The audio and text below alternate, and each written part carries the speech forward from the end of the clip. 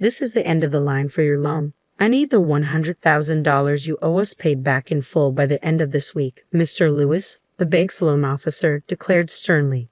We have always prided ourselves on providing exceptional meals to every customer without exception, striving daily to uphold this paramount theme. Yet all day long, we were bombarded with complaints, inquiries, and harassing phone calls. Papers accusing us of being a scam and demanding money back are plastered around the store. Stones are thrown from outside, and some hurl heartless insults. This means we can't lend any more money to a struggling restaurant. Pay back the money, you deficit-riddled trash of a restaurant. Mr. Lewis laughed loudly, displaying a cruel disregard. He embodied the worst kind of man, an arrogantly incompetent figure who understood nothing. Determined to protect our store, our customers, and our employees, I decided to send the foolish Mr. Lewis straight to an endless hell from which he could never climb out. I am Sophia, running a fine dining restaurant at the age of 71. I married Joseph, who was years my senior, when I was 30, and together we were blessed with a daughter, Grace. 40 years have passed since then. Grace is now married and has left home, and Joseph is no longer with us. This fine dining restaurant, passed down through Joseph's family for generations, has mostly been left to me, as most of his relatives have passed away due to old age, with no younger generations to take over. Running a restaurant is harder than one might think, and every day is unbelievably busy. But I am supported by loyal customers who have been with us for years and suppliers who provide us with fresh ingredients. I find fulfillment and motivation to keep going. This restaurant is filled with my dreams, and the employees working here are like family to me. I am firmly determined to protect their livelihoods, no matter what happens. It was about 3 years ago that I took over this restaurant from Joseph, right around the time Grace got married. At that time, a pandemic was spreading worldwide, causing the restaurant's finances to dwindle into the red. During these tough times, I managed to keep the business afloat, thanks to Mr. Walker, a banker who believed in me and continued to provide loans. Mr. Walker's bank has been taking care of Joseph's family for generations. When I took over, Mr. Walker was assigned to handle our account. A man of 45, unmarried, he has a gentle demeanor and a flexible mindset. He accommodated our business strategies, allowing us to receive loans and keep paying our employees without delay, keeping us open to this day. Now, Mr. Walker is being transferred overseas. Mr. Walker, when will you be leaving for the overseas branch? I asked him today. In about a month. Don't worry, I'll make sure everything is properly handed over, he reassured me. Modestly attributing his promotion to his bachelor status, I know well his competence from our consultations about loans. His promotion is truly a significant achievement, and I am genuinely happy for him. My main concern now is who will take over from Mr. Walker. That's when Mr. Lewis was introduced as his successor. At 29, Mr. Lewis holds the position of section chief.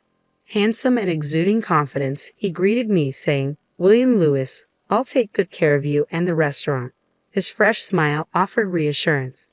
Relieved by Mr. Lewis's smile, I saw off Mr. Walker to his overseas assignment without any reservations. However, during Mr. Lewis's visits alone, I began to notice subtle signs. When I offered him coffee, just as I did for Mr. Walker, he muttered something under his breath and clicked his tongue disapprovingly. "So outdated," he commented once, though when I glanced at him, he quickly smiled afresh. I dismissed it then as a misunderstanding. 2 days later, Mr. Lewis visited again, and I served him coffee as usual. With his smile, he remarked, "I'm not fond of coffee when I can't identify the brand, and who knows who's used this cup before. If you want to serve me coffee, please prepare it in a specified brand and cup." Shocked momentarily, I struggled to understand his demeanor, contrasting sharply with Mr. Walker's warm approach. I froze as Mr. Lewis continued speaking, seemingly unconcerned with my feelings. "I don't know what arrangements you had with Mr. Walker for your loans, but I have my own approach. As an elite, please understand that I may not extend further loans."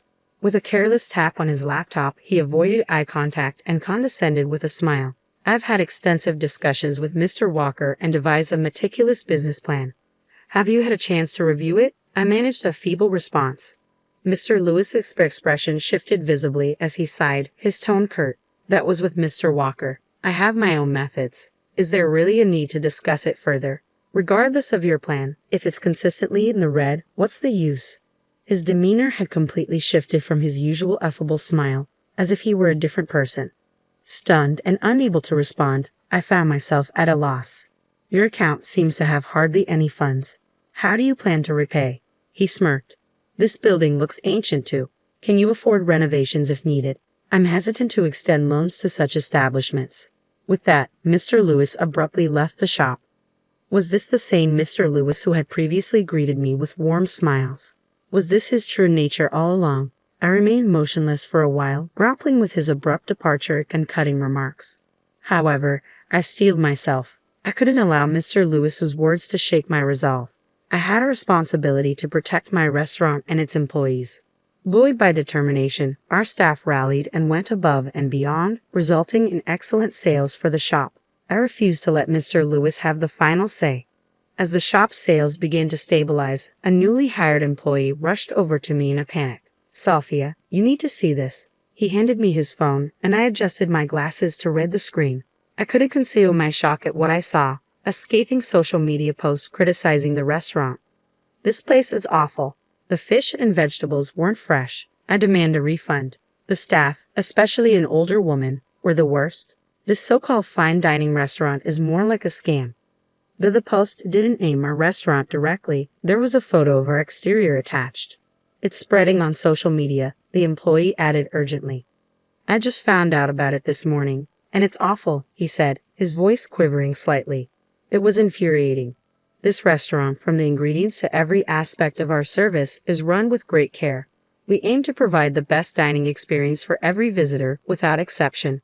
Every day, both I and the staff work tirelessly to ensure that our guests leave feeling happy, satisfied, and having had the best experience possible.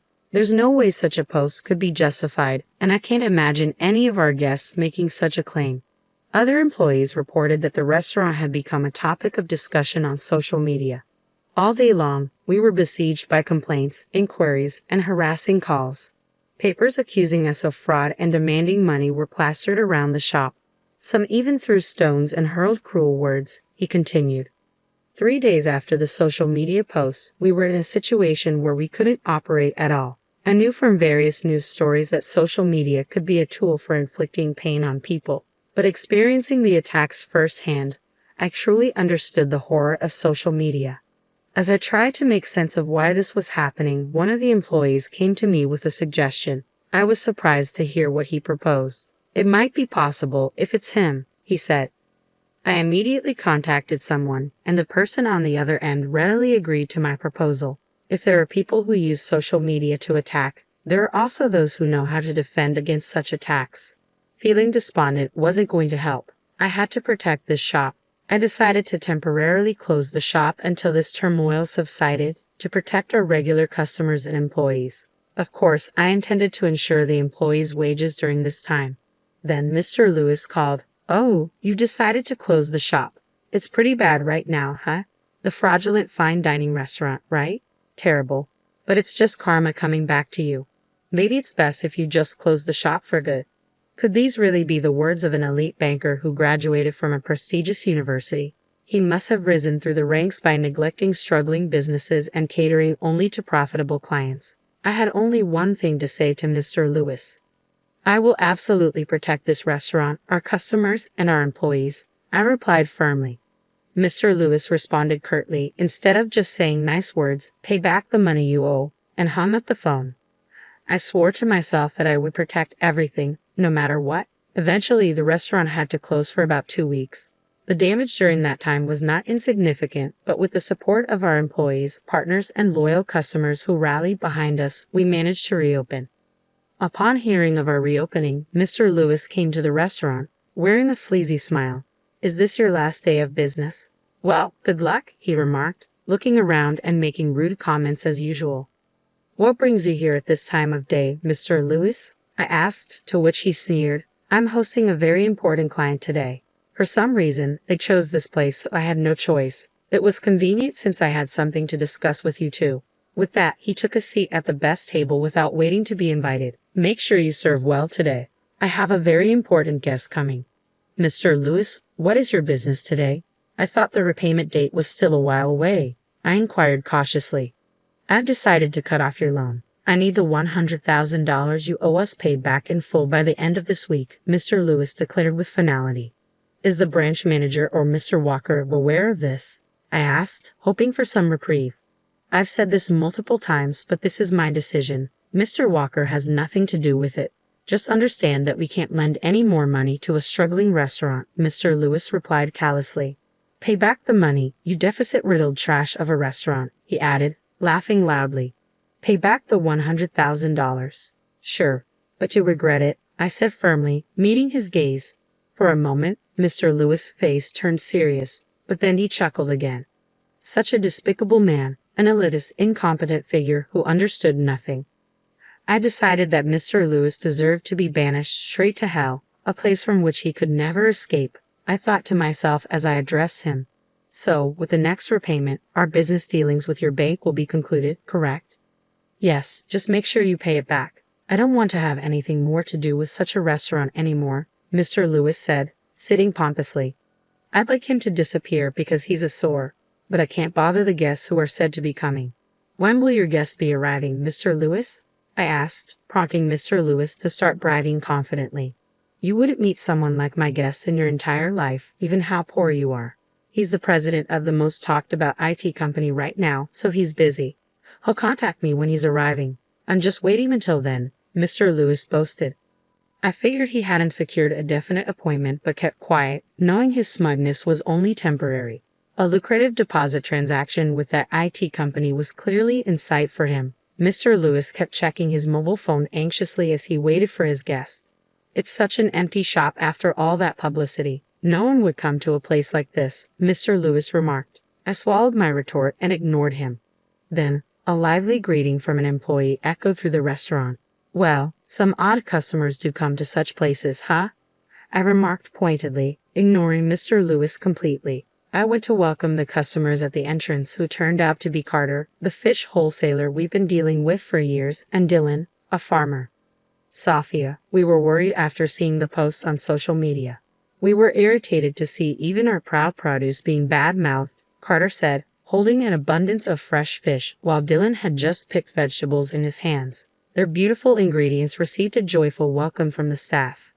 Don't worry, Sophia. We'll blow away those sneaky rumors, Dylan assured me, snapping photos with his mobile phone. We'll broadcast about these ingredients and ensure no more nonsense stories come up. Mr. Lewis looked uncomfortable at these words. Just then, someone approached him. What's wrong, Mr. Lewis? You look upset, Mr. Walker said, surprising Mr. Lewis. It was as if he couldn't believe Mr. Walker was there. Mr. Walker, you've come all the way here. I greeted him warmly, relieved to see a familiar face. When I heard you were in trouble, the branch manager asked me to come to stop William's rampage, Mr. Walker said sharply, glancing at Mr. Lewis. William, I hear you've been saying you're going to cut off the loan. Mr. Lewis appeared slightly shaken under Mr. Walker's gaze but quickly started to argue. Mr. Walker, you've done wrong too, handing over such a continuously loss-making restaurant to me. With the recent social media issue, this restaurant is finished, right? I've decided to terminate the loan, judging it as beyond recovery, Mr. Lewis stated firmly. Hearing this, Mr. Walker shook his head in disbelief. You don't understand anything. It's not Sophia who will suffer from the loan being cut off. It's the bank. Mr. Lewis looked at Mr. Walker with a surprised expression. Mr. Walker continued speaking. Didn't you see earlier? This restaurant has long been in good standing with well-known and reputable suppliers. Not only that, but it's also partnered with some of the country's leading entertainment agencies and sports organizations, ensuring future profitability. It's all thanks to my husband's connections. Yes, everyone has been so kind to us, and we're grateful for that. We're also planning major events with our partner companies. Didn't you read that in the business plan? I interjected, adding a hint of sarcasm. Mr. Lewis countered sharply. Partnerships, you say? But those are just your husband's connections, right? And he's not around anymore. In the long run, who knows how long those will last? Besides, with all this commotion, it seems the producers have already taken care of that. Moreover, the malicious social media posts appear to have been deliberately written with ill intent, so explaining the situation should clear things up with the other party, Mr. Walker explained calmly. Mr. Lewis still looked unsatisfied. You don't have much in your bank or anyone else's. How do you plan to pay your employees and expenses without our loan? I didn't want to reveal everything to this man, but it couldn't be helped now. I've always preferred not to hold much cash. Most of my assets are in land, apartments, and gold. So if we can no longer receive loans, I'll just convert a bit of gold into cash, Mr. Walker stated, delivering a harsh reality check to Mr. Lewis.